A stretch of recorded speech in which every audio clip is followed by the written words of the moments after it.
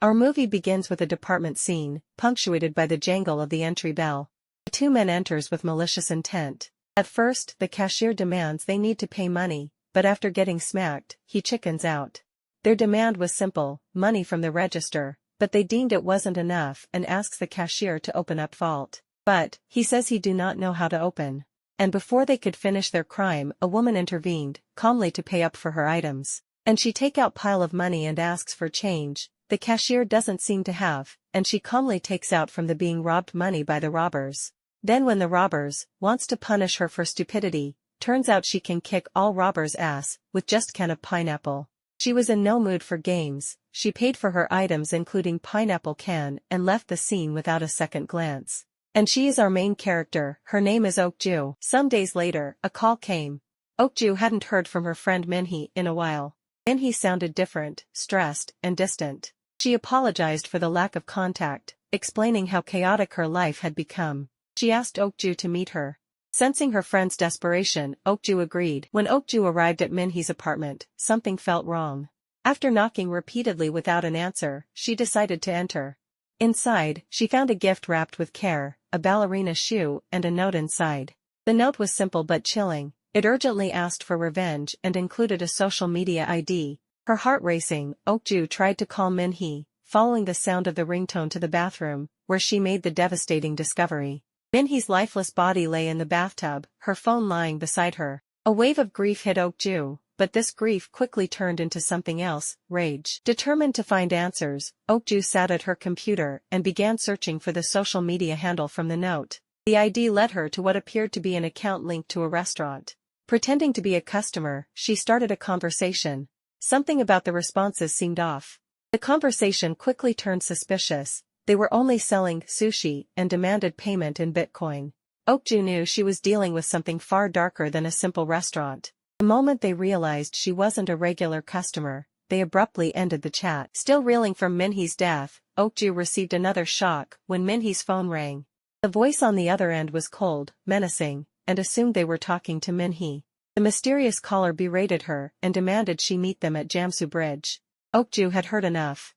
It was time to confront the people behind Minhee's suffering. Following the voice's trail, Okju tracked down the mysterious man to his home. Inside, she uncovered a nightmare, explicit, erotic tools, and pendrives with names, including Minhee's. She watched in horror as the footage revealed the abuse and blackmail Minhee had endured for so long. The grief turned into unbridled fury as she carefully planted recording devices throughout the house before leaving. Her search for revenge led her to a club called Heaven, where she dressed in one of Minhee's dresses, blending in with the scene. From across the room, she spotted him, the man responsible for Minhee's pain. He approached her, exuding charm and confidence, completely unaware of the trap he was walking into. They left together for a hotel, the same one where Minhee had been filmed. In the room, he poured a drink, laced with something to make her sleep. Okju pretended to fall unconscious, and when he moved in to assault her, she struck. A brutal fight ensued. The man proved to be a formidable opponent, but Okju's rage fueled her every move. She slashed his mouth, leaving him disfigured, but before she could finish him off, the hotel staff, part of the same operation, intervened. Overwhelmed, Okju barely escaped, with the help of a girl who had been trapped like Minhee. Together, they stole the man's Lamborghini and fled into the night. The man, now bearing a vicious wound, lay in the hospital surrounded by his gang members. His boss mocked him for getting beaten by a girl, giving him a final ultimatum: bring Okju to him within 3 days, or face death himself. The man, desperate and humiliated, sought help from an old friend, a hitman.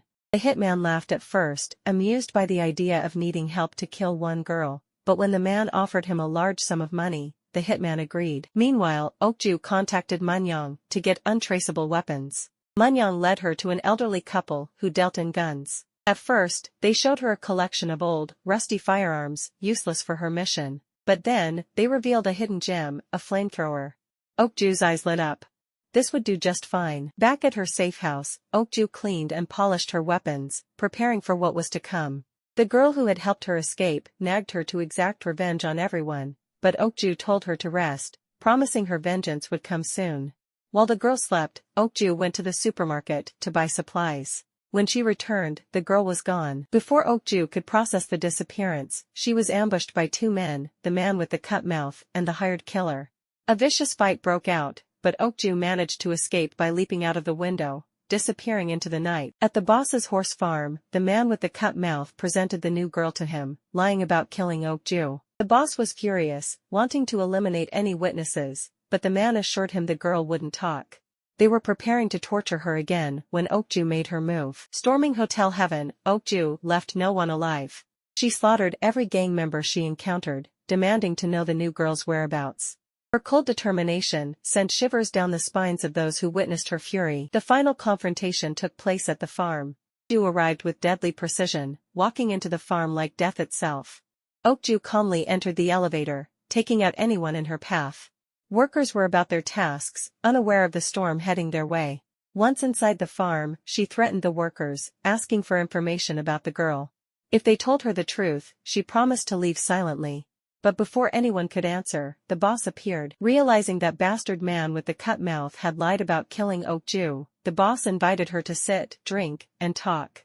While he was murmuring, she coldly shot the motherfucker in his head like a boss. She asked again about the girl. When no one answered, she shot one of the men, but her gun jammed.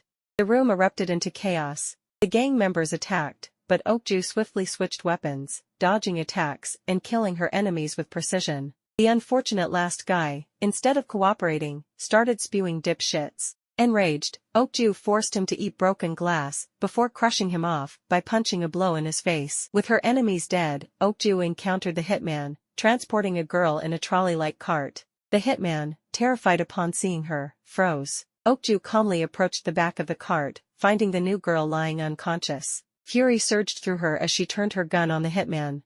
But before she could fire, the man with the cut mouth shot her with a shotgun, leaving her bleeding on the ground. The hitman, relieved to be out of danger, began trash-talking Okju, bragging about the money he would make after disposing of her. But his relief was short-lived. The man with the cut mouth shot him dead. Now it was just Okju and the man who had caused so much pain. As he moved in to finish her off, the new girl fired wildly. She missed every shot, having no experience with firearms. Her ammo spent, the man seized the opportunity to kill her, but just as he turned to shoot, Okju, with a hidden gun, fired, taking him down but still not dead. Because they want to give him the right punishment for all the wrongdoings he has done. Together, Okju and the new girl loaded the man into the Lamborghini and drove to the beach where Okju and Minhee used to spend time together. It was a place filled with memories of friendship, peace, and love. Now, it would be a place of retribution. They dragged the man to the shore, while the man tries to beg and asks why she wants to kill him. Without any hesitation, she flicks a switch and ignites the flamethrower, burning him alive to ashes. The memory of Minhee flooded Okju's mind as she stood by the fire. She recalled Minhee's dream of being reborn as a fish, their peaceful moments by the sea.